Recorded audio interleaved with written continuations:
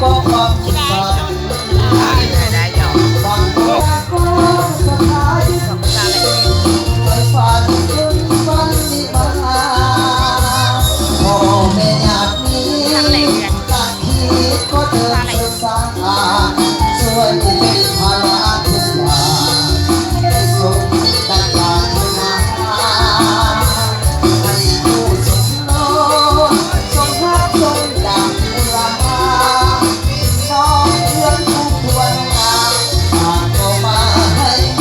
พรใส่จงขอหักให้ยืนยาวมันอย่าแปรผันสู่อวตารทั้งไปทรัพย์สินเงินทอง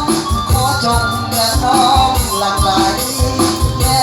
เกิดลูกสมัยปองเป็นคู่กันแล้วได้เป็นตัวที่เมียแก้วแน่แล้วก็ความสุขสันต์แม้ยามทำพา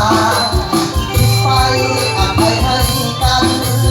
รวมใจสองจงยึดมั่นต่อคำขวัญ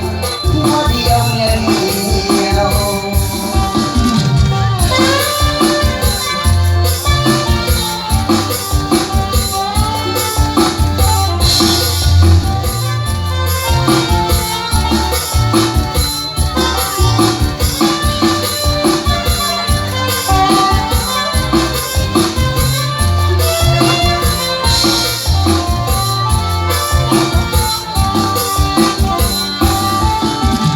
จงขอหักให้ยืนยาวมันอย่าแปรผันสู่อวตารแก่เราไปทรัพย์สินเงินทองขอจงเดินน้อมหลั่งไหลแม้เกิดลูกยิ่งตายให้เดินด้วยปาฏิหาริย์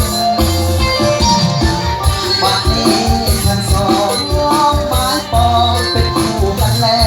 วให้เป็นคู่อาทิตย์เมียแก้วแน่แล้วก็ความสุขสันต์แม้ยามทางพาไปอภัยให้กัน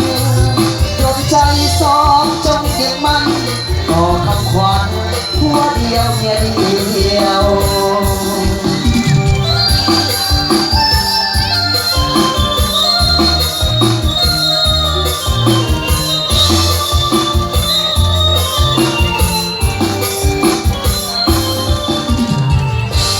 เจ้าขอบใจนะให้หลายสำหรับหลอกจะเบาเจ้าสาวเนาะขอบเลย